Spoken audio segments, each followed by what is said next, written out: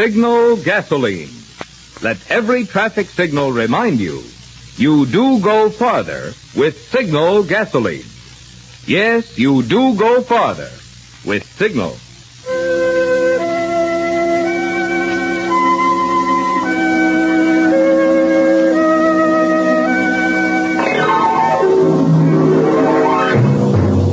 The Signal Oil Company and your neighborhood Signal dealer bring you another curious story by The Whistler.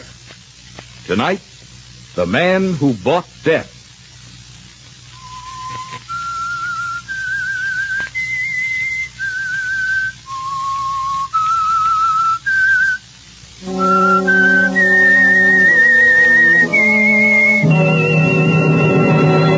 I am the Whistler, and I know many things, for I walk by night. I know many strange tales hidden in the hearts of men and women who have stepped into the shadows. Yes, I know the nameless terrors of which they dare not speak.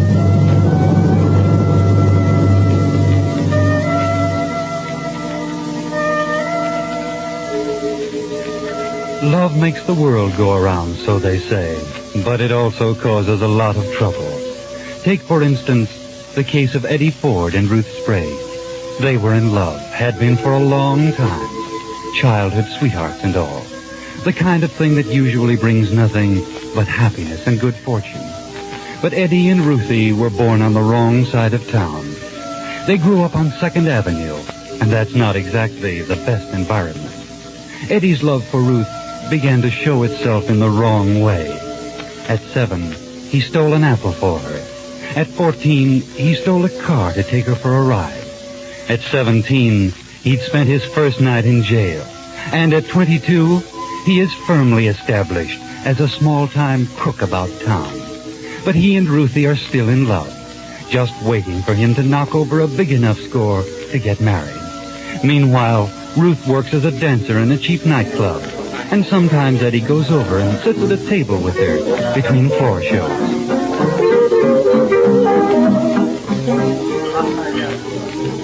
Hey, what's the matter with you tonight, Eddie? Oh, I'm sick of being broke. Oh, why don't you get a job? What do you think I am, a jerk? Working for $20 a week? I don't know how to do anything. Yeah, I know it, Eddie. I know how I could have plenty of dough, though, if I could get some operating cash. Yeah, well, how much? All I need is a C note. Might as well be $1 million. Looks like if I had $100, I'd give it to you. You know that. Yeah, I know. Hey, Eddie, I thought I told you to stay out of here. You told me. What do you think you are, a cop, Pete? Go on, I don't want you in the place. You're a cheap grafter, and I don't want you hanging around the girls. Eddie's all right, Pete. Look, if you don't stay out of here, I'm going to fire you too, Ruthie. Oh. All right, Eddie, take distance. I got a job for Ruthie. Yeah, what kind of a job? The kind of job I pay you for, baby. There's a guy over there who's throwing money around like confetti, and he wants to meet you. Oh, that big moose with the brown suit, I suppose. Yeah, that's him. He's smiling at you, Ruthie. Is that what you call it? Hey, maybe you better go over to his table, sugar. Yeah, maybe Eddie needs some dough. Shove off, Pete. While you're looking, I'll be right over. Okay. Now, there's nothing personal unless you understand, Eddie. Just don't want you in here, that's all. I'll see you backstage after the show, huh, Ruthie? Mm-hmm. All right, Eddie. Eddie. Huh? You love me a little? Huh? Ah, you know I do, honey. And if this guy's loaded, I want him. You understand? Okay, Eddie. Look, I'll see you after the show, huh? Okay.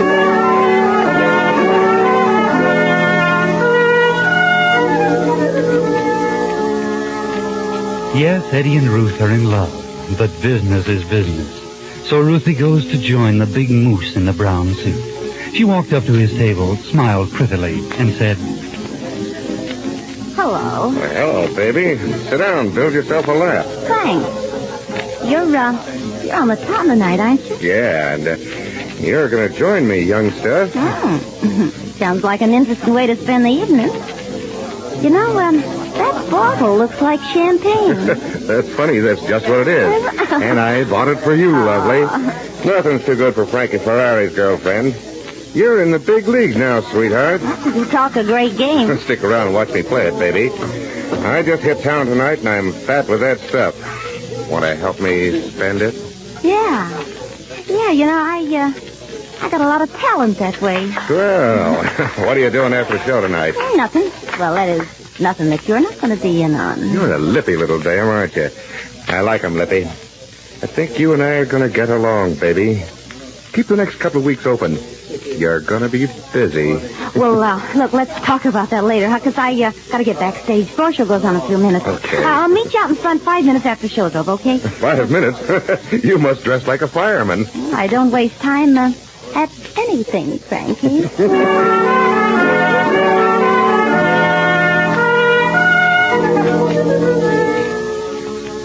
So that's the way love works on 2nd Avenue. Ruth steers the big bankroll Eddie's way. Well, that's one way of filling a hope chest. After the show, Eddie's waiting backstage to give her the proper instructions. Now look, for this 12 o'clock closing, this guy's going to be looking for a speak when he meets you, see? Now you steer him down 12th Street. And you pass the alley between Washington and Adams. I'll let him have my persuader behind his ear, and you run. You bring back the first cop you can find. That'll keep you in the clear, and I'll have the dough and be gone a long time before the gendarmes get there. Yeah, okay, Eddie, I'll do it. Gee, maybe this will be our big break. Okay. Down 12th Street, you're leading him to a speak, see?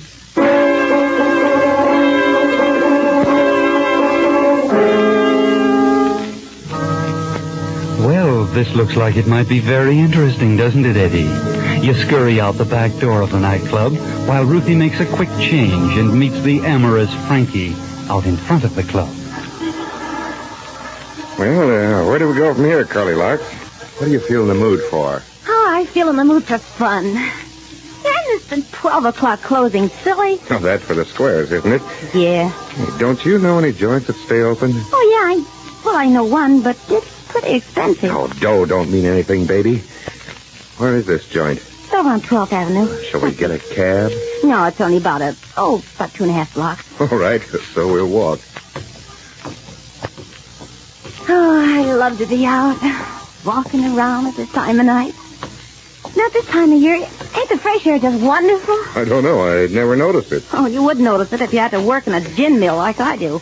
Hey, what's a beautiful dame like you doing dancing a flea bag like the Club Moderne? Haven't you ever had a better offer? Want to make me one? Could be if things work out. Oh, this is 12th Street. We turn down here. What's the matter, kid? Don't you like me? Oh, sure I like you. I love big men with money. Looks like I'm made to order, chicken. I weigh 260 and I make all the money I want. No limit. Yeah, well, how do you do it?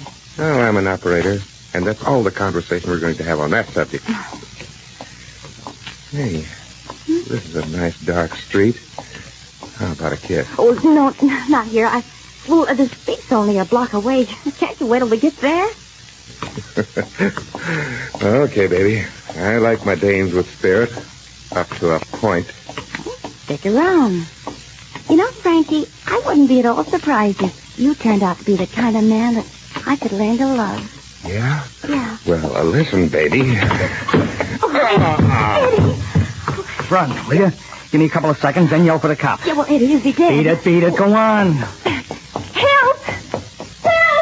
Please, help!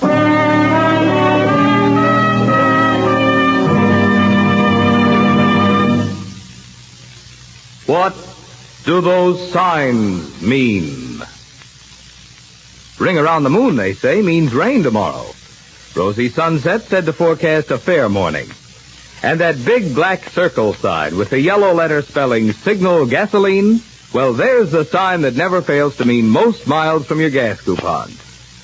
Yes, more and more wise Western drivers are daily discovering that it's not just a slogan, it's a fact. You do go farther with Signal gasoline. And for good reasons. One, true to its 14-year tradition of quality, Signal Oil Company is still producing the very finest Signal gasoline that can be marketed today. And two, the famous Signal formula still places the emphasis on mileage. So if you haven't tried Signal gasoline in your car, may I suggest there never was a better time nor a better reason for looking up the station in your neighborhood displaying Signal's yellow and black circle sign and getting acquainted with your Signal gasoline dealer. And now, back to the Whistler.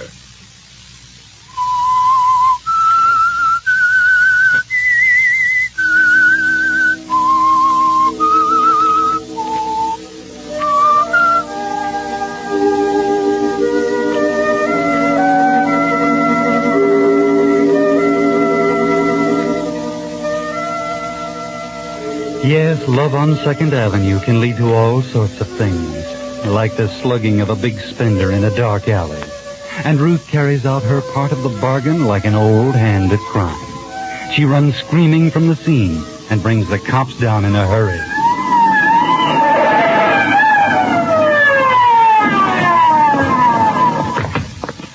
Right here, huh? Yeah, it happened right here. Oh, there's nobody here now. What's the matter with you? You been drinking? No, I tell you, I was walking along here with a man. What was his name? His name was Frank, Frank something or other. I can't remember his last name. You better change your brand, lady. You're having hallucinations. Somebody in the alley, Dame must have lost her marbles. Oh, yeah? I ought to take you down to the station. I ain't done anything. Okay, get out of here. Go on home and don't be bothering policemen. Take it away, Jerry. This is a false alarm.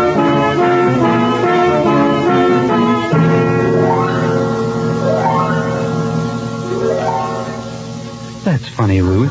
You know that Eddie sapped Frank Ferrari to the sidewalk just a few minutes ago. And now there's no sign of either Eddie or Ferrari. That's very funny. You can't see the humor in the situation, though. And you hurry to Nick's all-night restaurant to keep your rendezvous with Eddie. He's there in a rear booth waiting for you. Hello, baby. Hello, Eddie. Hey, look, the funniest thing happened. Keep it down to a college cheer, will you, baby? Yeah. Sit down. Eddie, I waited to give you a chance to get away, before I started to scream for the police. By the time I got back with the police, well, it couldn't have been over just 3 or 4 minutes. Well, there was nobody there. You're nuts. That guy was as cold as a witch's foot. Well, he wasn't there, Eddie. Police thought I was crazy. Gosh, I must be losing my touch. Well, the guy must have come to and beat it. Oh, probably just didn't want to get mixed up with the newspapers or something. Yes, sir. I thought you said he had a lot of dough on him. Well, he did, Eddie. I saw it. Oh, nothing but chicken feed. Well, there it is. $78, 3 20s, a 10, 5, and 3 singles. You're lying to me, Eddie. Oh, me? Why would I lie to you? I shook him down. That's all the dough he had. Cheap, petty, larceny punk. Now, take it easy there, baby. I know he had a $100 bill, because he showed it to me. There wasn't a C-note on him when I got him. We're through, Eddie. You understand? Hey, what's the matter with you, baby? I don't mind you robbing anybody else. And I never beat when you spent every cent that I could make. But I won't stand for you lying to me, Eddie. No dame talks to me like that. Oh, Eddie. Oh, keep the $100 bill. It'll never do you any good. It'll do nothing but get you into trouble, and I hope it kills you.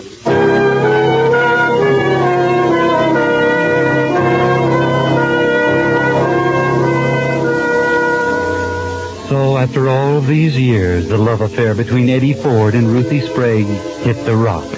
And just because Eddie stole $100, he did steal it, Frank Ferrari was carrying $178 when Eddie knocked him unconscious and robbed him in that alley between Washington and Adams. Eddie hated to lose Ruth, but business is business. Next day, he called on Bill Larimer at Bill's house in the suburbs. Eddie'd always wanted to do business with Larimer. You see, Larimer was a wholesaler in counterfeit money. Wholesalers sell it for 20 cents on the dollar to the shovers. Those are the people who actually cash it. Eddie had always wanted to be a big-time shover. He'd had a little experience, and he knew all the dodges. So this morning, he walks into Bill Larimer's apartment.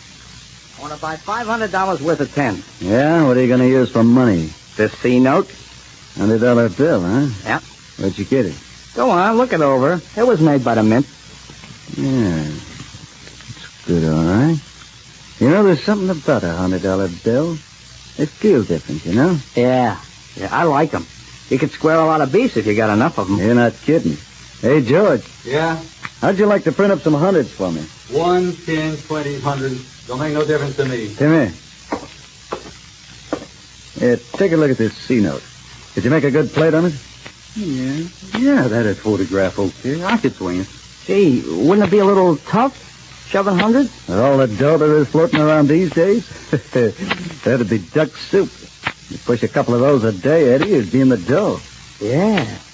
Well, how about it? You going to make some up? How do you say, Judge? Will you buy 'em? I'll take $1,000 worth the day they're finished. Okay, Bill. You just placed an order. Well, give me those 50 cents. I gotta go get rid of them so I can buy some of those hundreds. Better not try to shove hundreds in that suit. You gotta get up front to get away with that, Eddie. Take some of the dough you make off those tens and buy yourself a front. You're gonna be in the dough, kid.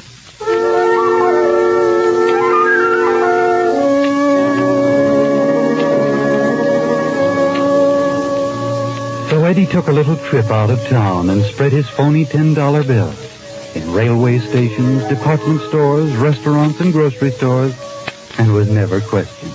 He was gone about 10 days. When he came back, he thought of calling Ruthie, but decided he'd better call Bill first. He was pretty excited when Bill told him the hundreds were ready. He went right out there. Bill was glad to see him. He showed him the $100 bills, and they were beauties. That George was a craftsman, Bill said. There they are, ready. They're perfect. The best job George ever did. Yeah. See, they're beauties, all right. Think you can pass them? I wouldn't be afraid to pass those at the Federal Reserve Bank. Look, here's 100 you brought in. I'm going to mix it up with the rest of these. Now, see if you can pick it up. Gosh, I can't tell. Which one is it? I could hardly tell myself if I wasn't an expert on it. Hey, you've been selling these C-notes to everybody as the town flooded with them? I haven't sold a patch of them even. Just got them from George today. You got virgin territory, son. Well, that's good. Okay, here's $100. Give me 5 of them. 5? That all the dough you got? No. I'm not going to sell you $100 worth. Give me 200. Well, okay, here you are. Now you're talking business. Well, you think I can pass C-notes in this outfit? Yeah, you look like a gentleman. You paid some dough for that suit, didn't you? $85. Counterfeit money. Where you stopping? Oh, I'm stopping at the Towers, best hotel in town. Oh, boy, you ought to see my luggage. Cowhide, real cowhide. Yeah? Now you're operating, Eddie. Let me give you one tip. You can probably get away with spreading a couple of these centuries here in town. You probably won't be caught up with. But then they're going to start watching. So you better get out of town. Don't you worry. In the first place, I'm not going to get nabbed, and in the second, if I do, I'm not going to talk. If you do, you'll be saying your last words, Eddie.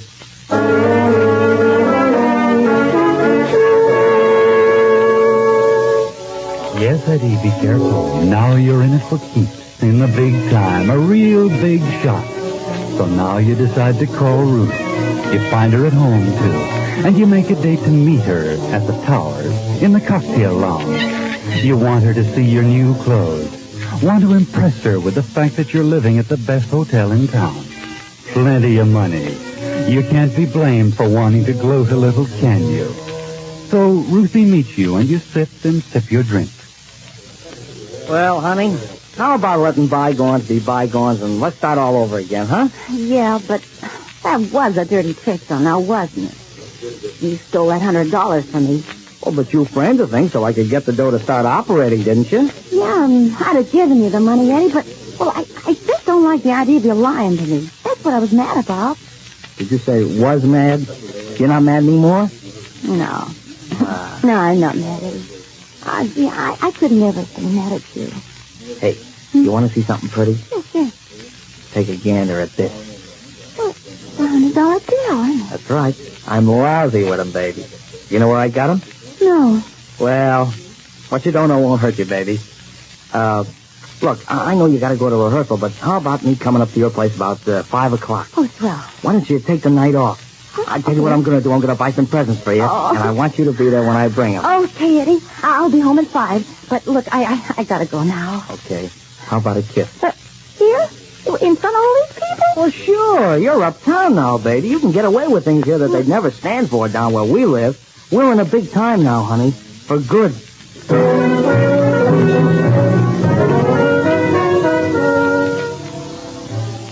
Don't be so sure of yourself, Eddie. In your racket, that's not good. Take it easy. But you can't get over being a big shot, can you? You can't resist going to a swank department store to buy your girl a real present. Say, miss. Yes, may I help you? Yes. I want to buy a lapel pin for my girlfriend. I don't know much about things like that. Would you mind helping me out? Well, of course, I'd be glad to. Oh. If you see anything in this tray that you think she might like. Well, she's a blonde, about 5'1", blue eyes, and wears black most of the time. Well, let me see. I think they probably like this guinea very much. Oh, that one? Yeah. Mm-hmm. How much is that? Well, it's just a minute. It's $35. I have to add the luxury tax to this. Oh, that would be about $42. Yeah. Oh, that's okay. Can you take it out of this? Oh, my, $100 bill. Oh, I'm sorry. It's all I have. Oh, well, of course, that's perfectly all right. I'll have the change for you in a moment. Yes, Eddie, wait for your change. You stand there smoking your cigarette, and after a few minutes, you begin to worry, don't you? You try not to show it, but you sense that something's wrong. Then you look around and see him, the man with the unmistakable aura of a store detective. He comes up the aisle and stops a few paces from him. Something's wrong, Eddie. But they never arrest a man for shoving queer dough. They follow him, try to find out where his source is. You've only got one of the bills on you, Eddie. You can say you won it in a crap game. They can't prove anything. But then you turn and see them, two uniformed policemen coming down the aisle. And suddenly you're not so sure. You're not calm now, Eddie. You're scared, panicky. You've got to get out. Run. Run, Eddie, run! Stop her on fire!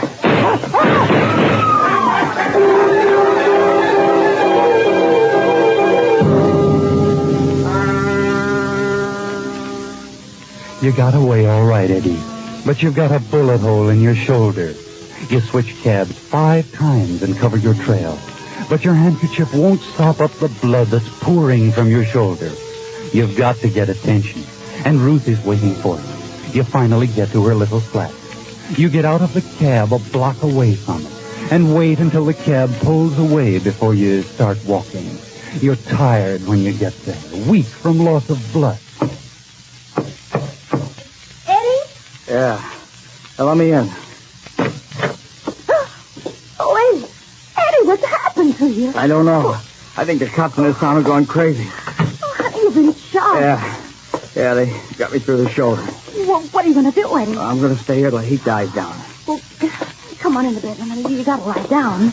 Yeah, I don't feel so good. Now, let me take a look at that wound. Wait a minute. Let me lay down, will you? Oh, baby, how did it happen? I tell you, the cops are going nuts.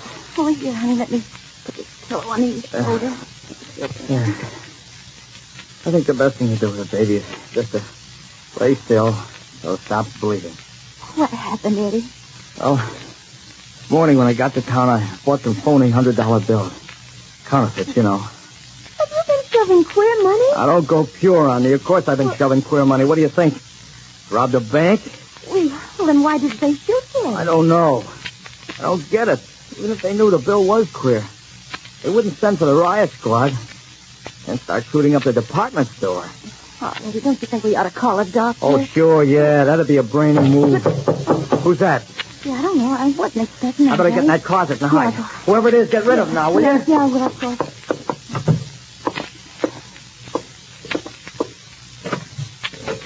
Your name Ruth Sprague? Yeah? Looking for a friend of yours, guy by the name of Eddie Forbes. Know where he is? Well, no, I ain't seen him. We'll just come in and take a look around. Oh, no, but can't come in here because... I know. All right, boys, take the joint down. What's the matter, Sprague? Cut your finger? Huh? What's that blood doing on the floor? Hey, the guy stood there for a while and went through that door over there, Clancy. Nice of him to leave a trail like that. Get your guns out, boys. This guy's hotter than a 4-alarm fire.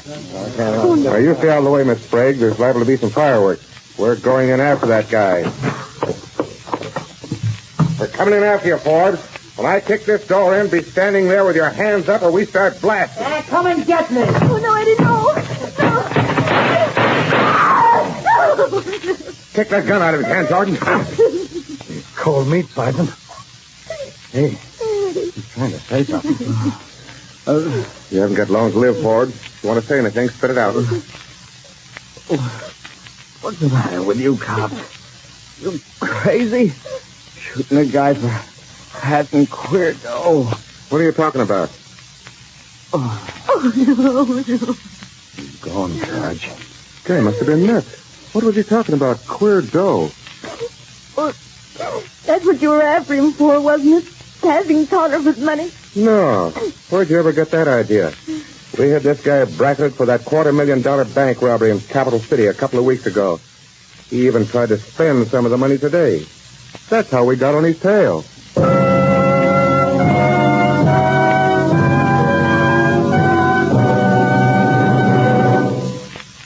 The Whistler will return in just a moment with the strange ending of tonight's story. Meantime, here's a $64 question that every driver should have a ready answer for these days. If one of your tires should suddenly be ruined, what would you... Tires are still hard, mighty hard to find, which makes now, before you have tire trouble, the time to take advantage of your Signal dealer's complete tire service. By catching and repairing small injuries before they spread and ruin the carcass, and by suggesting retreading before the tread is worn too thin, your Signal dealer can add thousands of miles of tire wear. And because of your Signal dealer's experience, plus modern equipment and the best of materials, you're assured the quality kind of job that can make such a big difference in tire life. So make it a point soon to stop at one of those friendly stations displaying Signal's yellow and black circle signs and have your tires inspected. There's no one who can give you finer or more complete tire service than your neighborhood Signal gasoline dealer. And now, back to the Whistler.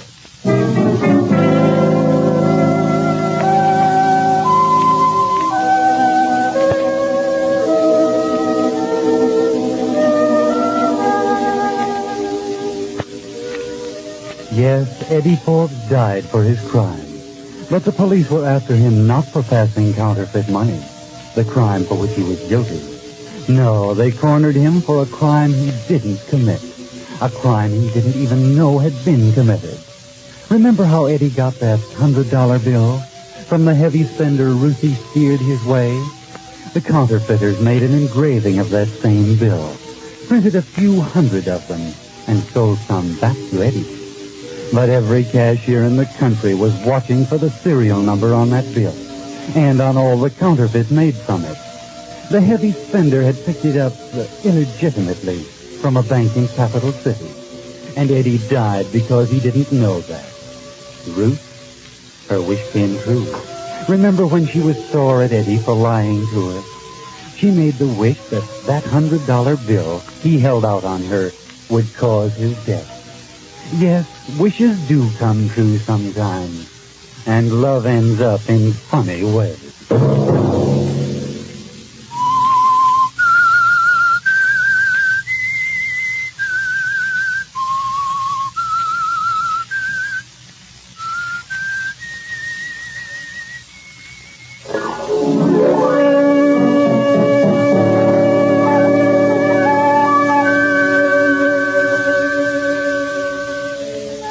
Next Monday at 9 o'clock, the Whistler will bring you another strange tale. The Whistler is broadcast for your entertainment by the marketers of Signal gasoline and motor oil and fine quality automotive accessories, and by your neighborhood Signal dealer. This program, directed by George W. Allen, with tonight's story by Ray Buffum, music by Wilbur Hatch, is transmitted to our troops overseas by the Armed Forces Radio Service. This is Marvin Miller speaking, and suggesting that you let every traffic signal remind you that you do go farther with Signal gasoline. Yes, you do go farther with Signal.